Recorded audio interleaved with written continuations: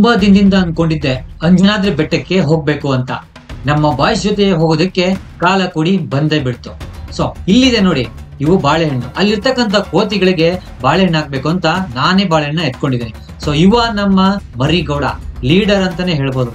ನನ್ನ ಇನ್ನೊಬ್ಬ ಫ್ರೆಂಡ್ ಮಾದೇಗೌಡ, ಇವನು ಮಳವಳ್ಳಿಯವನು. ಸೊ ಇನ್ನೊಬ್ಬ ಫ್ರೆಂಡ್ ಇದ್ದಾನೆ ವೆಂಕಟೇಶ್ ಅಂತ.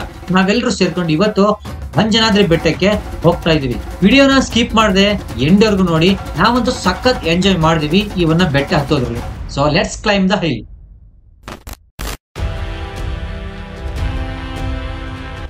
ಏನ್ ಹೇಳ್ಬೇಕು, ಎಷ್ಟು ಹೇಳಿದ್ರು ಕಡಿಮೆನೆ ನಮ್ಮ ಹಿಂದೂ ಧರ್ಮದ ಬಗ್ಗೆ. ಹೇಳ್ತಾ ಹೋದ್ರೆ ಯಾರ ಊಹೆಗೂ ನಿಲಕದ್ದು, ಕೊನೆಯೇ ಇಲ್ಲದ್ದು.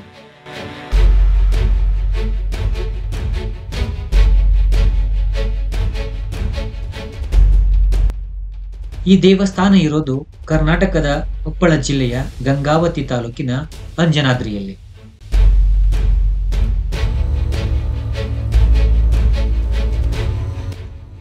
ಈ ಬೆಟ್ಟದ ವಿಶೇಷ, ನಾವು ನೀವೆಲ್ಲ ಪ್ರತಿ ಶನಿವಾರ ತಪ್ಪದೇ ಹೋಗುವ ಶ್ರೀ ಆಂಜನೇಯನ ಹುಟ್ಟಿದ ಜನ್ಮಸ್ಥಳ.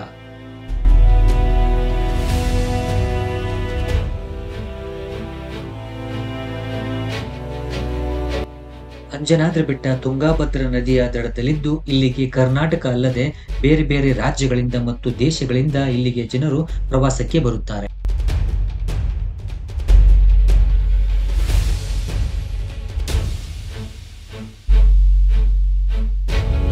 ಆಂಜನೇಯನಿಗೆ ವಾಯುಪುತ್ರ, ಕೇಸರಿನಂದನ, ಅಂಜನಿಪುತ್ರ, ಪವನಸುತ ಅನ್ನೋ ಅನೇಕ ಹೆಸರುಗಳು.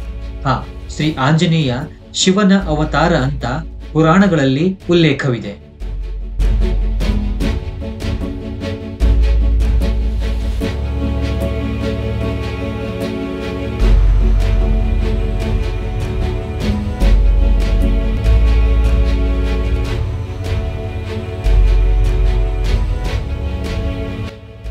ರಾಮಾಯಣದ ಕಿಷ್ಕಿಂಧೆ ಕಾಂಡದಲ್ಲಿ 5 ಪ್ರಮುಖ ಪರ್ವತಗಳ ಉಲ್ಲೇಖವಿದೆ. ತಾರಾ ಪರ್ವತ, ಋಷಿ ಪರ್ವತ, ವಾಲಿ ಪರ್ವತ, ಮಾತಂಗ ಪರ್ವತ ಮತ್ತು ಅಂಜನಾದ್ರಿ ಪರ್ವತ.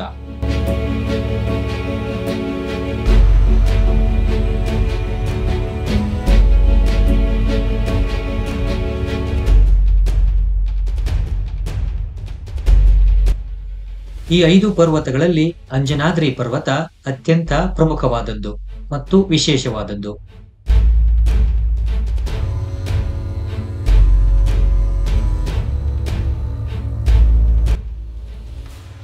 ಅಲ್ಲಿಯ ಬೆಟ್ಟದ ಒಂದು ಭಾಗವನ್ನು ನೋಡಿದಾಗ ಆಂಜನೇಯನ ಮುಖದಂತೆ ಕಾಣುತ್ತದೆ. ಅಂಜನಾದೇವಿ ಮತ್ತು ಕೇಸರಿಗೆ ಜನಿಸಿದ ಮಗನೇ ಆಂಜನೇಯ.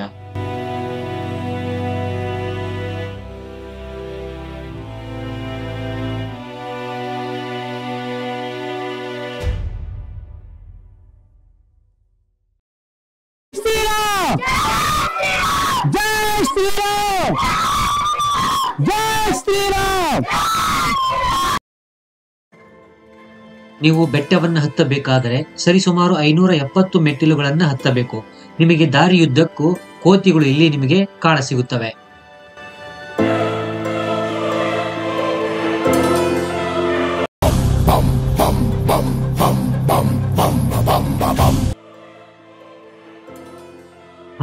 ಆ ಕೋತಿಗಳು ನಿಮಗೆ ಏನು ತೊಂದರೆ ಕೊಡೋದಿಲ್ಲ.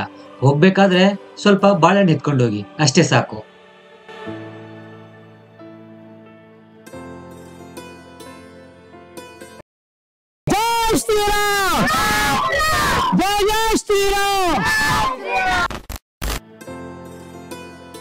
ಬೆಟ್ಟ ಹತ್ತಿ ಆದ್ಮೇಲೆ ವ್ಯೂ ಪಾಯಿಂಟ್ ಅಂತೂ ಸಖತ್ತಾಗಿ ಕಾಣಿಸುತ್ತೆ. ಹಂಪಿ ಕೂಡ ಕಾಣಿಸುತ್ತೆ. ಯಾವುದೇ ತೊಂದರೆ ಇಲ್ದಿರಾ ತುಂಬಾ ಖುಷಿಯಿಂದ ನಾವು ಬೆಟ್ಟ ಹತ್ಕೊಂಡೋದ್ವಿ. ಇನ್ನೊಂದು ವಿಷಯ, ಬೇರೆ ಬೇರೆ ರಾಜ್ಯಗಳಿಂದೆಲ್ಲ ಜನ ಬರ್ತಾ ಇದ್ರು. ಚಿಕ್ಕ ಮಕ್ಕಳು, ವಯಸ್ಸಾದವರೆಲ್ಲ ಕೂಡ ಬೆಟ್ಟವನ್ನು ಹತ್ತಾ ಇದ್ರು, ಅದು ಖುಷಿಯಿಂದ.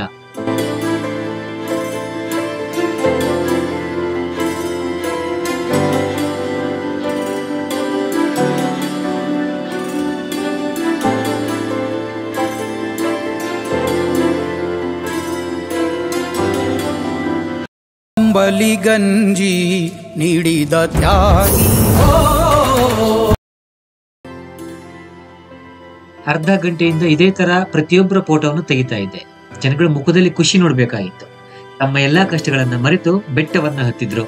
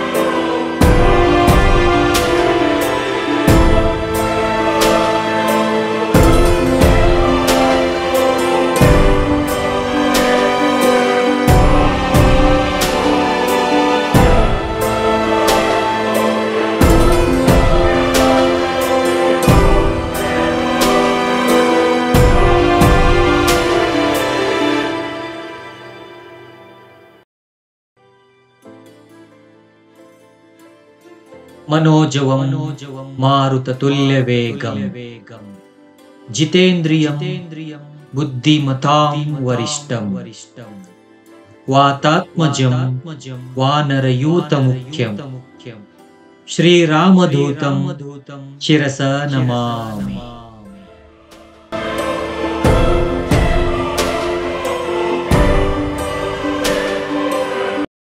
जय श्री राम, जय श्री राम, जय श्री राम.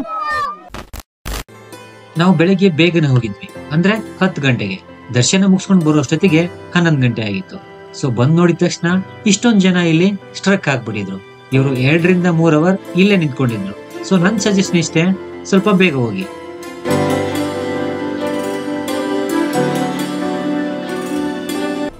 ಈ ವಿಡಿಯೋ ನಿಮ್ಗೆ ಇಷ್ಟ ಆಯ್ತು ಅನ್ಸುತ್ತೆ. Okay, thank you. ಮತ್ತೆ ಸಿಗುವ. ಬಾಯ್.